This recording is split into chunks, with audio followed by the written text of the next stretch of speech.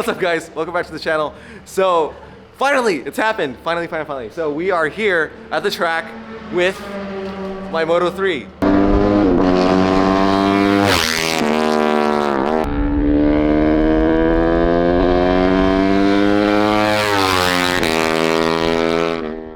Remember, I got this bike back in like July, and we've been just waiting for a starter and the appropriate feel, blah, blah, blah. So it's been months of waiting, and I also kind of didn't really want to tackle learning this like world level Grand Prix race bike in the middle of the race season where I'm really focused on the RC8C, but the season's over and I can finally focus on riding this bike here, which I'm extremely excited about to share with you guys. So let me just show you guys around. There's a little bit kind of quirky tits and bits that, you know, are just specific to this type of bike. So excited to share with you guys. So here we go. Before we start, please hit the like button and subscribe if you haven't. Thank you. Here she is. So this is a Sky Racing VR46.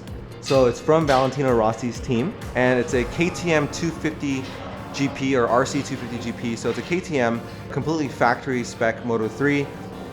And for the guys that are new or don't watch Moto3, it's a single cylinder 250cc, but it's not like your Ninja 250. This thing puts out like over 60 horsepower and weighs around 180 pounds or so. It's got these really skinny Moto3 tires, 90 in the front and a 115 in the rear. I actually had to order Moto3 specific tire warmers from Chicken Hawk. And the other interesting thing about the bike is that it uses what's called a dead loss battery system. So you have to have this battery that sits here, and then before you ride, we have to use this system here to charge the battery up. We set it at 4,400 milliamps for the nerds out there, and it's just a trickle charging system that you have to use. So we charge it for about 30-45 minutes, slap it in there, and then you're good to go. This is the other thing that I just got that I'm really excited about. This is the roller starter we just received. I had it built in Italy, got here like a few weeks ago. And basically there's a 12-volt battery in there, 12-volt car battery essentially, in there in the box. You basically use it to spin the rear tire, build compression, and then you can start the bike using that. So I'll show you guys all of that in just a bit. Right now we're kind of waiting for the weather to clear up with just a smidge, just a little bit cold. Oh yeah, and one final thing that's really funny about these bikes is that there's no fan, right? So race bikes don't have fans. So maintaining operational temperature is really tricky. Shout out to Mark in Tasmania, who's been just an absolute awesome friend. So what we do is we have to use aluminum tape to basically control how much airflow the radiator gets to control the temperatures of the bike, because it only operates optimally between 75 to 80 degrees Celsius. So on the dash, you'll see what temp it is at, and basically if it's too cold, you have to come right back in or else you risk damaging the motor. So if it drops below 60 Celsius, you come right back in, put some tape on it to just build up more heat. And if it's too hot, if it goes over 90, you come in, remove the tape to kind of just calibrate that operational temperature. And so we'll be taking notes today. So basically, you know, we'll take notes like, you know, it's 55 degrees Fahrenheit, 12 degrees Celsius. We use 2 pieces of tape or whatever. Yeah, it's kind of comical because you've got this like world level racing bike and you're using tape to calibrate the temperature that it's operating at. It was just kind of silly to me. But yeah, I mean, it's just absolutely excited, super thrilled. And let's do some B-roll.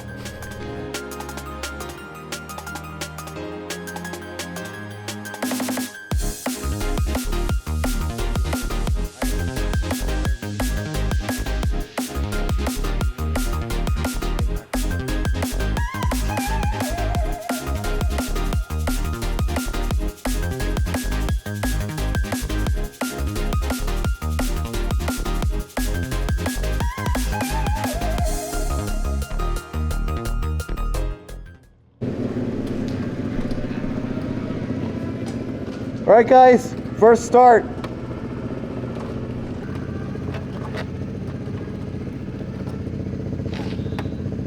So the first time you start it from cold, you have to do a cold cycle where you let the rotator, the motor spin, but don't turn it on so that the oil can lubricate it for 10 seconds. Then do that twice, and then on the third start, then that's when you actually start the bike. Hopefully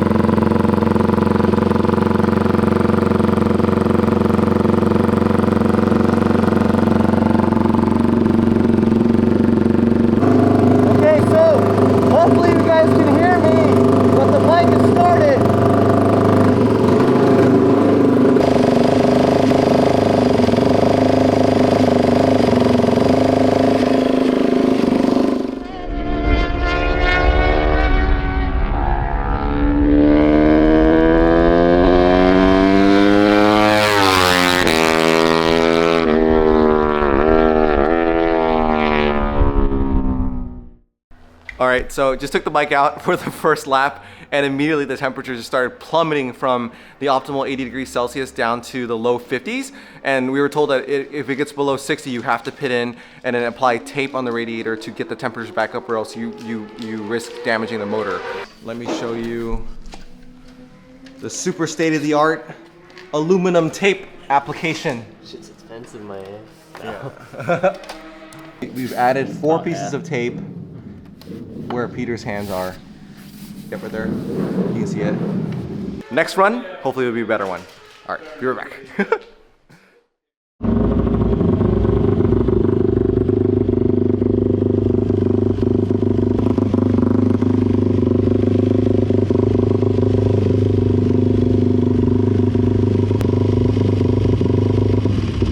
Oh, I'm so sorry.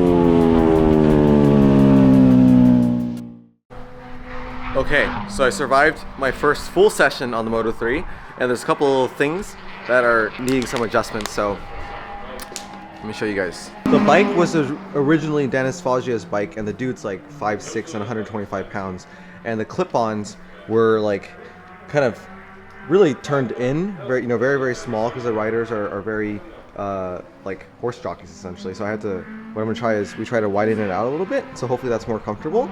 And the other thing that I realized is that the seat is so pitched forward. So you see how steep the seat is, right?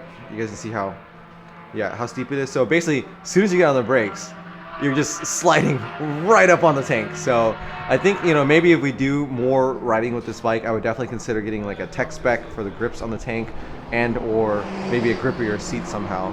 But yeah, ergonomics, otherwise those are kind of my big little things that I noticed. The pegs are pretty high up, but it is meant for a smaller rider.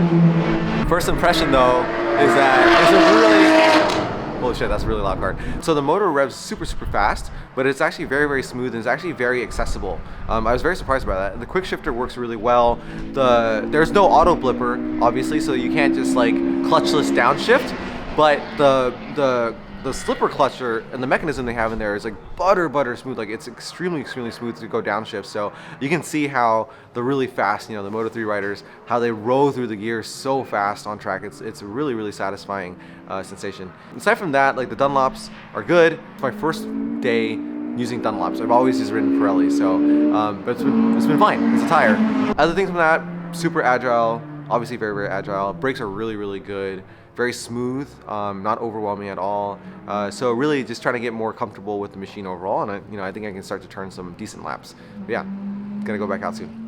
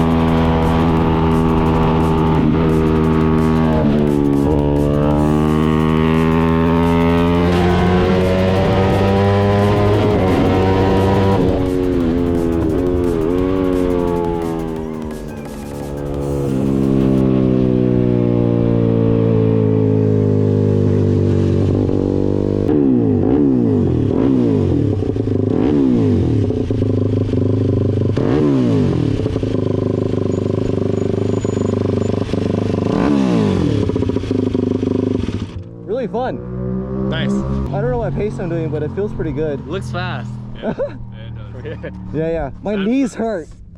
They're so cramped up there. It's Really? just they're like it's like hurting, but the ergonomics feel better. Like they work together. If we can lower the pegs a little bit, I think it'd be nice, but I don't know if they're adjustable. They're not. They're not, right? Nope. Just have to buy another. That's just built for a 5'6" Italian guy. That's exactly right. Yeah, like custom built for him probably. Yeah, custom, yeah. Yeah. Did you change No. the suspension at all when you got it? Huh? Did you change the suspension when you got No, I think they knew that I was gonna go to a novice rider, it? Okay. so they set it up a little bit softer. Right. Yeah, but I have no complaints suspension wise. It's just so capable. Right. All right, everyone, I hope you guys enjoyed that. I'm back in my garage right now. I've got the bikes in the background, and I've had a little bit of time to kind of process the whole experience and wanted to share that with you guys and wrap this video up. So basically, what was it like to ride a Moto3 is what, some folks have been messaging me about. First off, it's super fun. It's truly, truly, really fun. It's this crazy little 250cc rocket putting out more power than a 250cc ever should, but that's the amazing ingenuity of a Grand Prix race bike, right? They've squeezed out so much power out of a single cylinder 250cc doing over 118 miles an hour on my local track, which is really not a big track, right? So I'm super excited to be taking it to COTA this weekend to really stretch its legs. For me, the whole point of that test day was really to get familiarity with the bike, right? To get familiar with how it felt, to get familiar with its brakes, the suspension, the Dunlop tires that I've never ridden before, all sorts of things, like just the fact that I don't have an auto blipper anymore, right? So I've been really spoiled with modern bikes that have auto blippers, and now you have to like manually shift, and it's like, oh, what is this again? So it's little things like that, right? So just getting adjusted to that. We only actually completed about 12 laps the whole day. The other big part of that test was really to figure out how to start the bike in the first place, because you have that whole process, and two was managing temperatures for the bike. So really taking notes on that and figure out, what do we need to do? How much of the radiator do we need to tape up? So all these little things that we have to learn for this, very, very unique, very, very special bike. So at the end of it though, it definitely left me wanting more. So I really want to see how much of the gap I can close between the Moto3 and the RC8C. So that's it for today. I hope you guys enjoyed that experience. I think it was a really, really special, very different type of experience to share with you guys. So I hope you enjoyed it. And if you guys are new here, please consider subscribing to the channel. It really does help me. It helps motivate me. It helps, just like sharing and spreading the experience of track days and club racing and really special track bikes.